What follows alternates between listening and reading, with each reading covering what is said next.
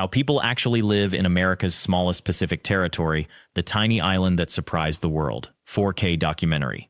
Most Americans have no idea that right now, somewhere in the vast Pacific Ocean, there are thousands of United States citizens who face a question every single day that most mainlanders never have to ask.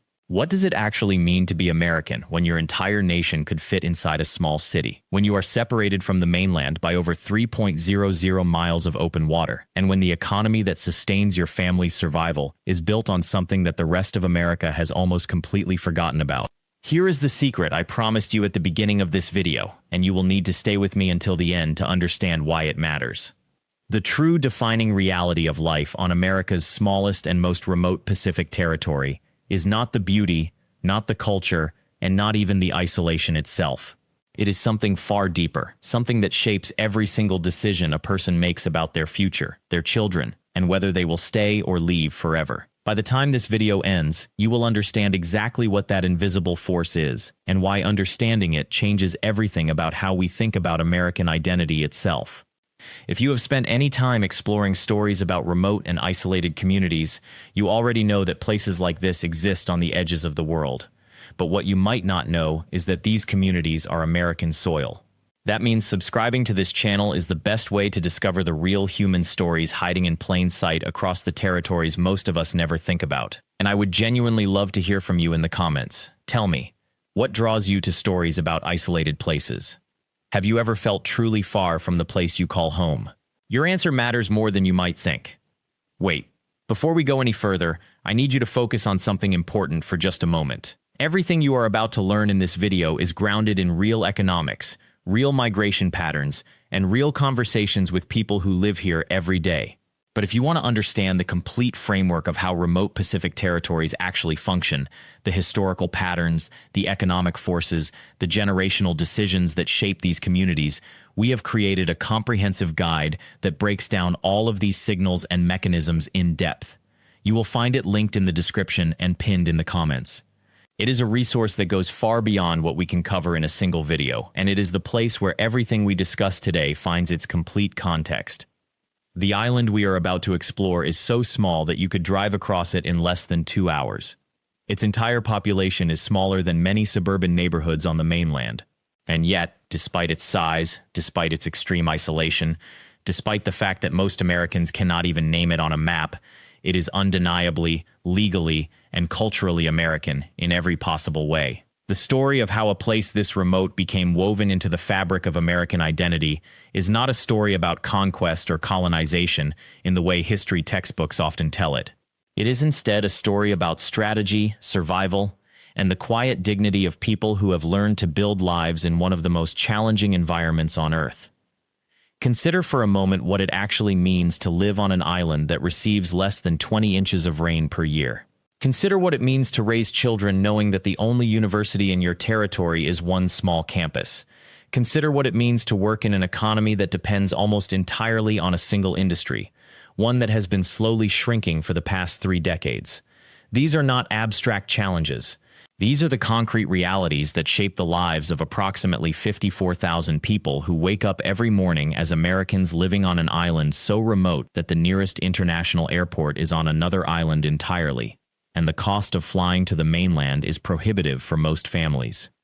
The island in question is Guam, and what makes Guam genuinely surprising is not what tourists see when they arrive on the beaches, but rather what Chamorro people, the indigenous population of the island, experience every single day in terms of economic vulnerability, generational mobility, and the invisible pressure of being American in a place where American wages do not apply, American job markets do not exist, and the traditional paths to upward mobility that mainland Americans take for granted are simply not available. The story of how Guam became American is worth understanding if you want to grasp why modern life there is the way it is. In 1898, during the Spanish-American War, the United States claimed Guam as a strategic possession. The island was already home to the Chamorro people, who had developed their own language, traditions, and complex social structures over more than 3,000 years. But when American military and political administration arrived, the island was immediately reimagined as something else. A military outpost, a strategic fortress in the Pacific, a place to project American power westward toward the Philippines and eventually toward East Asia. For more than a century, this military strategic function has remained the primary reason the United States maintains and funds the island. Today, if you stand on certain parts of Guam and look toward the horizon, you will see evidence of this military dominance everywhere. The island hosts two major U.S. military bases, Andersen Air Force Base and Naval Base Guam.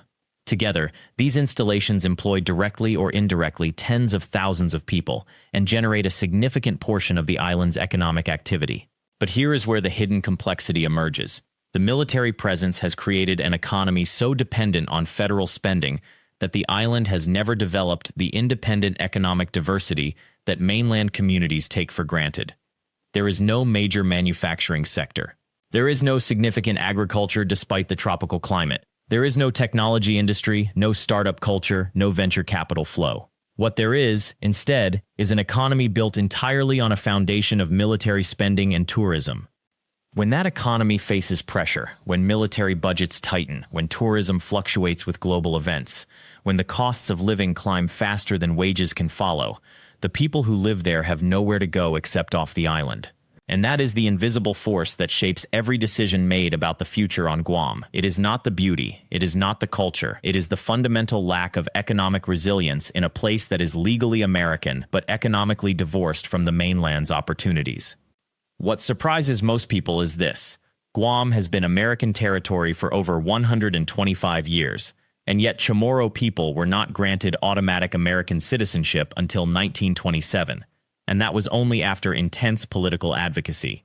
The island has never been a state, and there is genuine debate about whether statehood is even possible given the unique military and strategic nature of the territory. This ambiguity has created something we rarely talk about in mainstream America: a population that is fully American in law, but perpetually uncertain about their permanent political future. They have American passports, they serve in the U.S. military at higher rates than mainland Americans, and yet they cannot vote in presidential elections unless they move away. This voting restriction alone has profound psychological implications that outsiders rarely consider. For decades, young Chamorro adults have grown up understanding that their political voice in the most important elections in the country simply does not count while they remain on the island. Some see this as a kind of second-class citizenship. Others have learned to accept it as the unusual price of living in a remote territory. But the result is the same. Talented, educated Chamorro people have an incentive to leave, and once they leave, many never return. This phenomenon is called the brain drain, and it is one of the most serious challenges facing Guam today. The data is stark. Young people with college degrees leave Guam at dramatically higher rates than they do other American territories. The primary reason they give is economic opportunity. But beneath that simple phrase lies a more complex truth.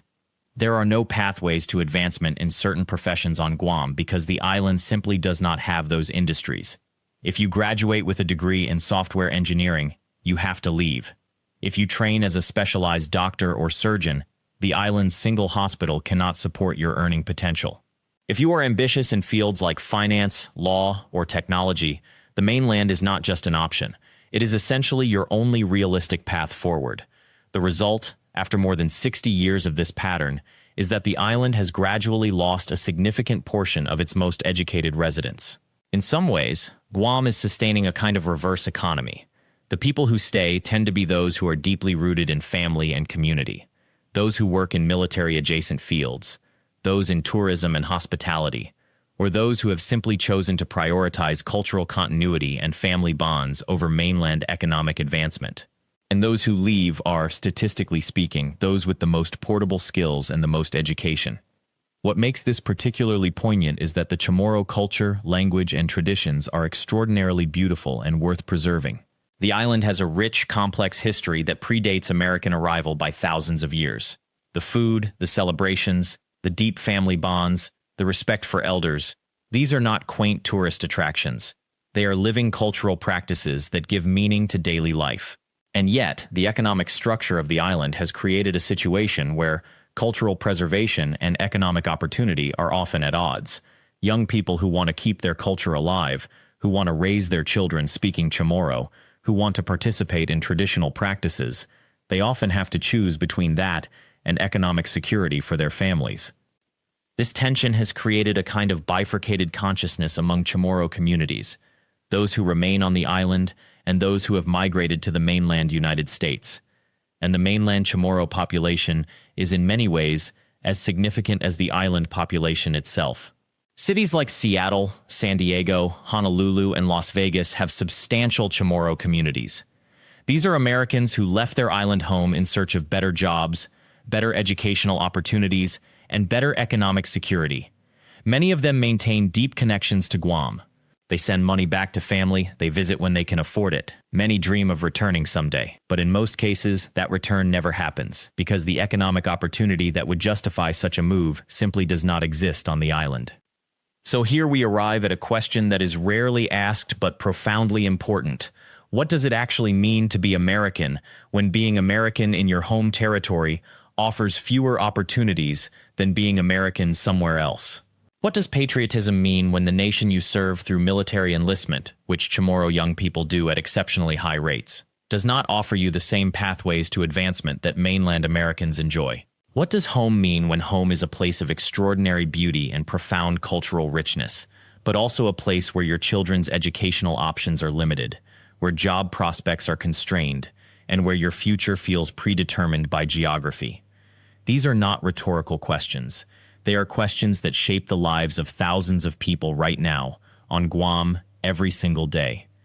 And understanding those questions means understanding something most mainland Americans have never stopped to consider: the true cost of remoteness, the hidden weight of geographic isolation, and the quiet sacrifice embedded in the daily lives of people who happen to be born American in a place the world forgot.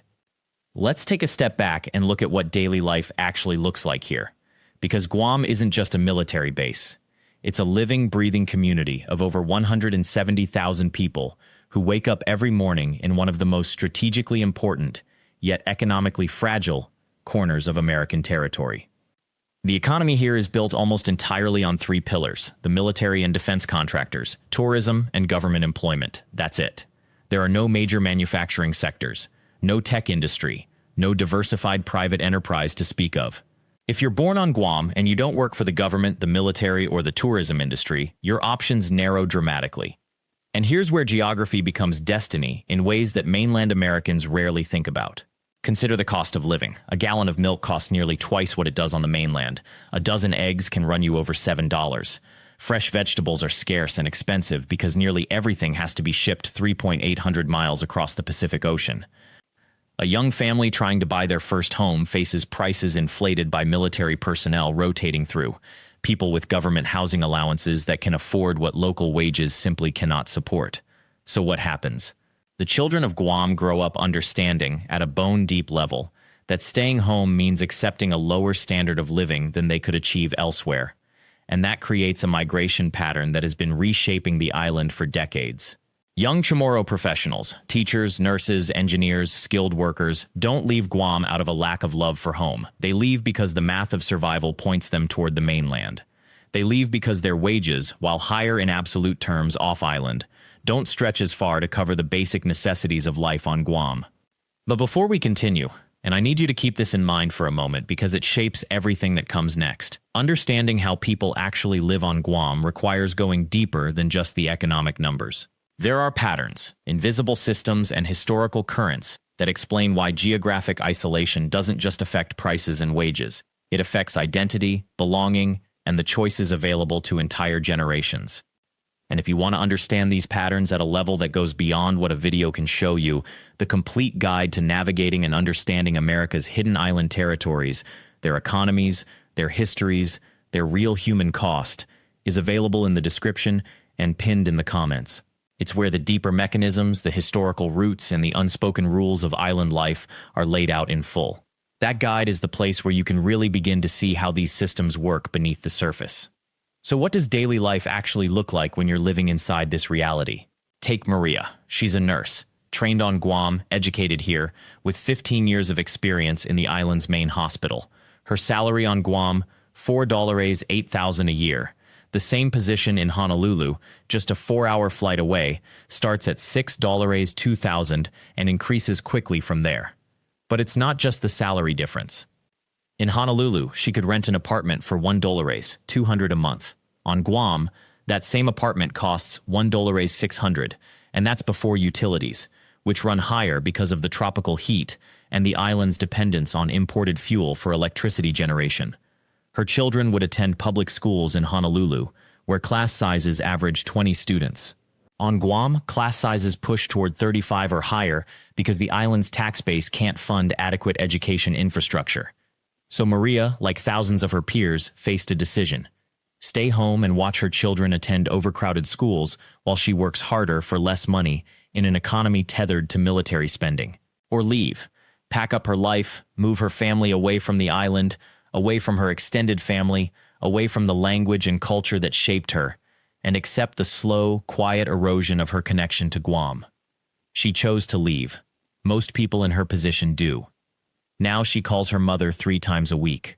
She brings her children back to Guam once a year, a trip that costs more than $1,000 per person because there are no direct flights from Honolulu and the airline market is controlled by just one major carrier. Her mother, who is aging, watches her grandchildren grow up mostly through a screen. This is the hidden human cost of island remoteness. It's not talked about in tourism brochures. It doesn't appear in economic reports. But it's the reality that shapes family structures, community cohesion, and the psychological weight of living American on an island that feels increasingly disconnected from American opportunity. And the irony, the complicated, painful irony, is that the very isolation that creates these economic pressures is also what has preserved Chamorro culture in ways that are increasingly rare in America. Because you cannot leave your island easily, you tend to stay rooted in its traditions, its language, its ways of understanding family and community. The Chamorro language, despite decades of suppression in schools and pressure from English-only policies, is still spoken in homes across Guam. Traditional dances, the Sinosin and the Chatuan, are still practiced. Foodways that connect people to the island's pre-colonial past are still central to family life. These things persist precisely because geographic isolation made it harder for globalized, homogenizing forces to completely erase them. But that same isolation that preserves culture also makes it harder for young people to imagine a future where they can stay, keep their culture alive, and also have economic security and opportunity. It's one or the other. You can stay and accept a constrained life, or you can leave and accept a loss of rootedness. This is the paradox that defines a generation on Guam, and it's a paradox that doesn't get resolved by economic policies or development initiatives. It gets resolved, if it gets resolved at all, at the individual level. One person deciding whether the pull of home outweighs the gravity of opportunity elsewhere. But understanding this paradox requires understanding something else about remote American territories that most mainland Americans have never considered: the relationship between geography and sovereignty, between isolation and self-determination, between being American and being far away from America. Because Guam's situation didn't happen by accident. It was created through specific historical choices, military strategies, and policy decisions that made the island what it is today. Strategically vital to American interests, economically dependent on American military presence, but politically voiceless in the American system. Guam has no voting representative in Congress. Its delegate can speak but cannot vote on legislation that affects the island directly. It has no U.S. senators. Voting on Guam is effectively voting without voice. You can participate in presidential elections, but you have no say in the legislative decisions that determine whether your territory gets infrastructure funding, whether your schools get resources, whether your economy receives the investments needed to diversify beyond military dependency. So when young Chamorro people serve in the military at rates higher than almost any other American demographic, and they do, year after year, they are serving a nation that doesn't grant them full political representation. They are serving a nation that has told them through structure and policy that their home is strategic but not central, important but not equal, American but somehow differently American. And that is a weight that doesn't get mentioned often enough. That's the weight that shapes whether a young person decides to make a career in the military or to leave the island entirely. That's the weight that influences whether they feel a deep patriotic connection to a nation that has, in structural and undeniable ways, made them less than fully represented in the system they are being asked to defend. These are not small matters. They are foundational to understanding what it means to live American on Guam right now, in this moment in history, when the island's strategic importance is rising even as its economic prospects remain constrained by the very isolation and remoteness that makes it strategically valuable in the first place. Before we continue, I need you to hold something in mind for a moment. The economic reality of life on Guam, and on all of America's remote Pacific territories, is not something you can understand by reading a headline or glancing at a Wikipedia page. The layers run deep.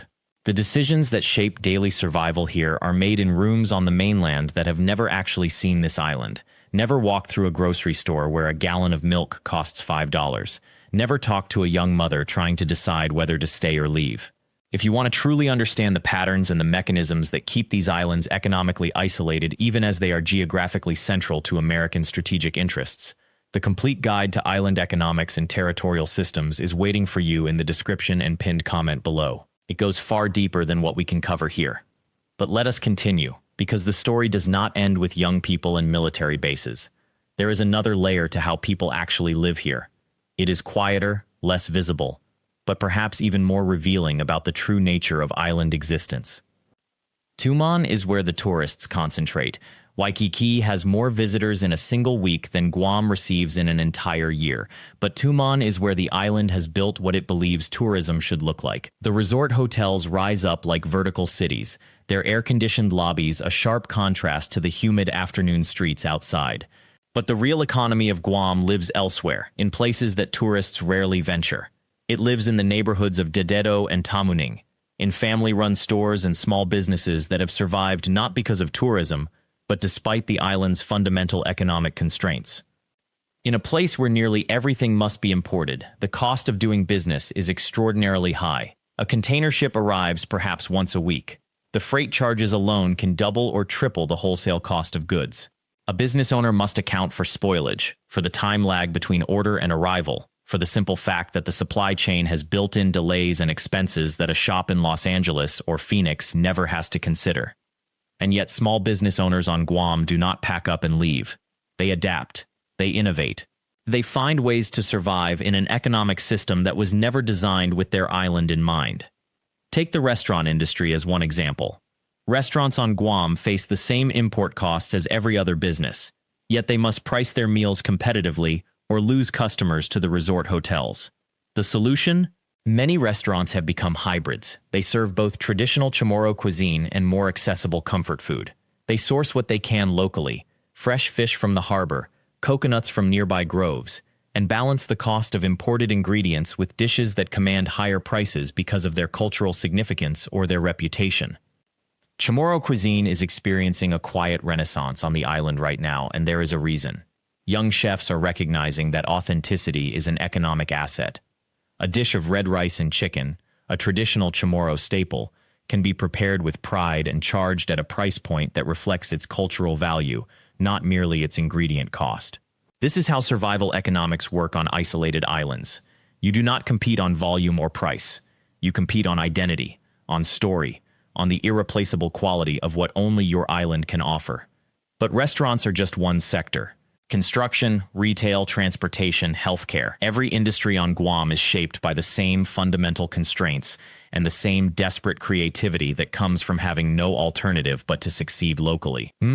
The construction industry on Guam has become particularly complex in recent years. The buildup of military infrastructure, new barracks, updated facilities, expanded ports, has created jobs and contracts that have brought money to the island. But this money is not evenly distributed. Large construction firms from the mainland often win bids over local companies, taking profits off-island. When local firms do win contracts, they face the challenge of sourcing materials and skilled labor in an environment where both are scarce and expensive. There is a shortage of skilled tradespeople on Guam. A young person who learns construction, plumbing, or electrical work can find work relatively easily. But the wages, while higher than many service sector jobs, are still constrained by the island's overall economic ceiling. A plumber on Guam earns less than a plumber in Seattle, but the cost of living is higher. This is the arithmetic that pushes people away. And the sprawl continues. Guam's population has remained relatively stable over the past decade, around 170,000 people, but the footprint of development has grown. Roads extend into areas that were once jungle.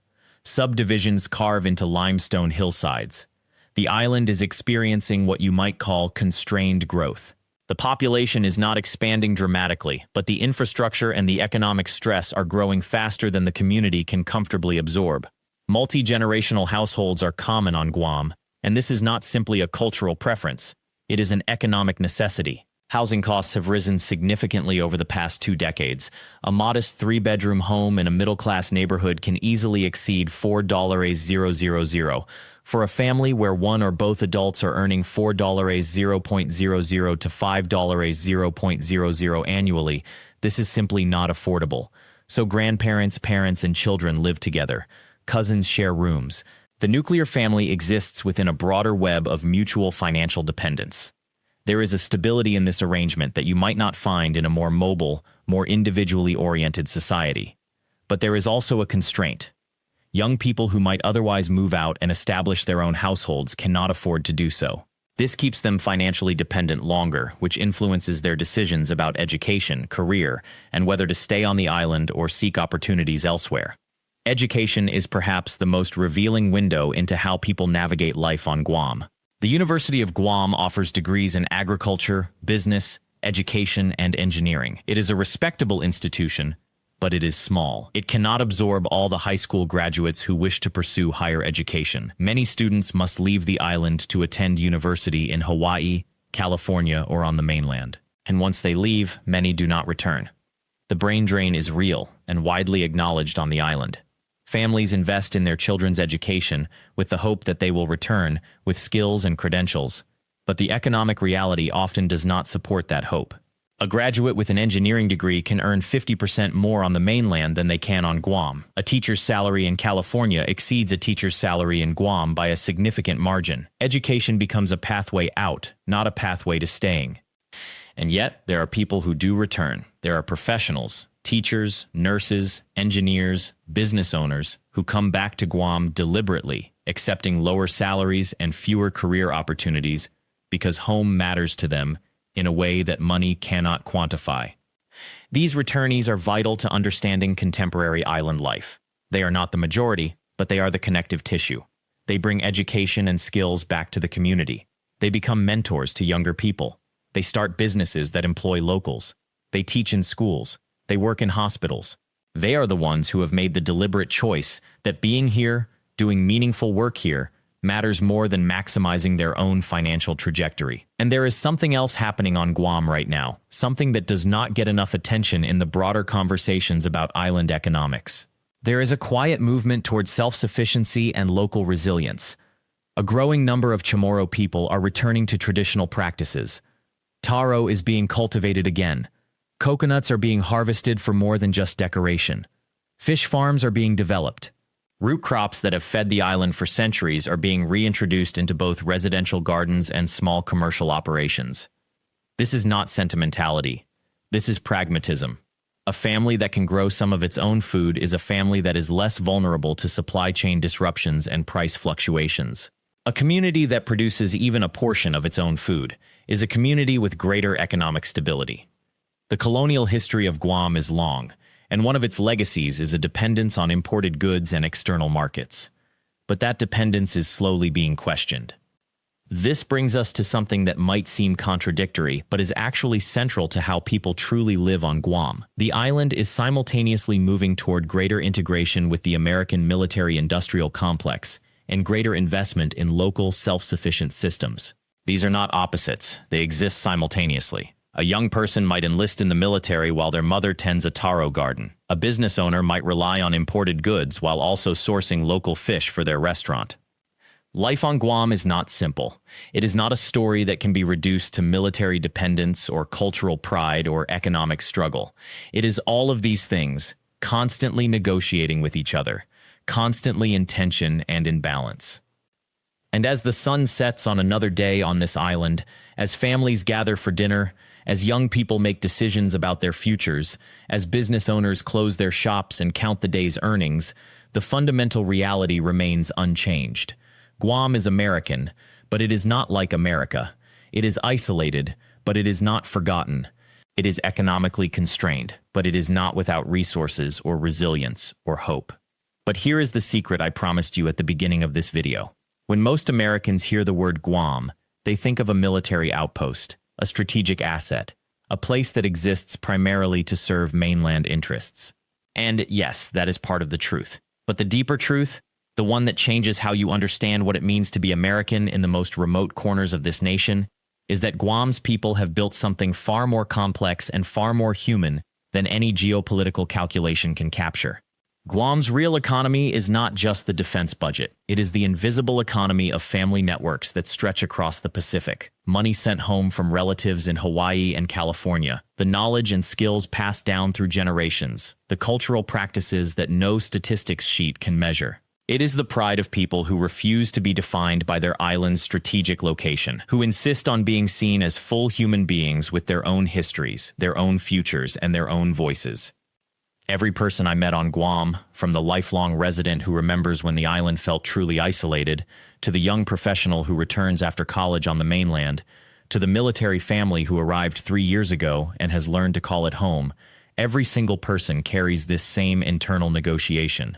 How do I honor where I come from? How do I build a future that matters? How do I stay connected to my culture while living in a place that is fundamentally shaped by forces beyond my control? These are not questions unique to Guam, but they are questions that take on a particular urgency and a particular depth when you live on an island 3,800 kilometers from the nearest major American city, where your economy depends on a military that you did not choose, where your culture is treasured but always under subtle pressure, where family is everything because distance makes it so. Guam reminds us that America is not a monolith. America is not just the mainland. America is also the overlooked territories where millions of citizens live lives that the rest of the nation rarely thinks about. America is also the island communities, where people wake up to the same flag, speak the same language, pay the same taxes, and yet inhabit a completely different world. And if you have been watching this series, if you have followed along as we have explored Guam and before it the U.S. Virgin Islands and American Samoa and the Northern Mariana Islands, then you know this pattern repeating itself. Island after island, territory after territory, the same underlying reality emerges. America's overseas territories are not distant curiosities or strategic liabilities. They are home. They are complex. They are alive with people who deserve to be known, understood, and genuinely seen. The revelation is this: you cannot understand modern America without understanding the territories. You cannot fully grasp what it means to be American unless you recognize that America extends far beyond the continental borders that most of us take for granted. And you cannot claim to know your own country if you remain ignorant of the lives being lived right now, under the American flag, in places like Guam. So here is your challenge for this week. Take time to research one American territory you have never learned about before. Learn one word in the local language. Find one news story from one of these islands and read it fully. Recognize that there are over 3 million American citizens living in territories, and most of them will never make a headline, never be interviewed by a major news outlet, never be asked what their lives are truly like. By recognizing them, by being curious about them, by refusing to accept that these are marginal places with marginal people, you become part of a small but growing movement to restore these communities to their rightful place in the American story. Guam is not America's smallest Pacific territory by accident.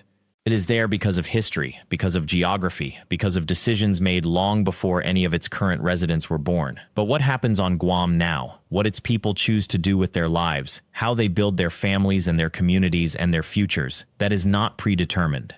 That is something being created every single day, in the faces of people you will never meet on the news, in the quiet moments when a parent teaches a child their heritage language, in the small acts of resilience that keep island communities thriving against the odds.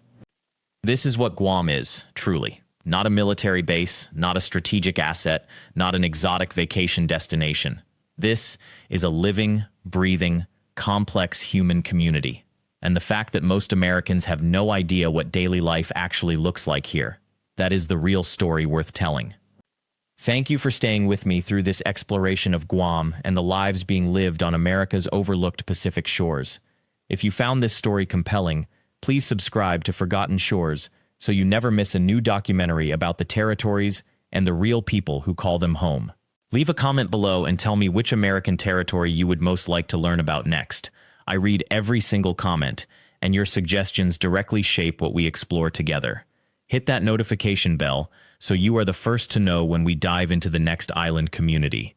Thank you for caring about the edges of America.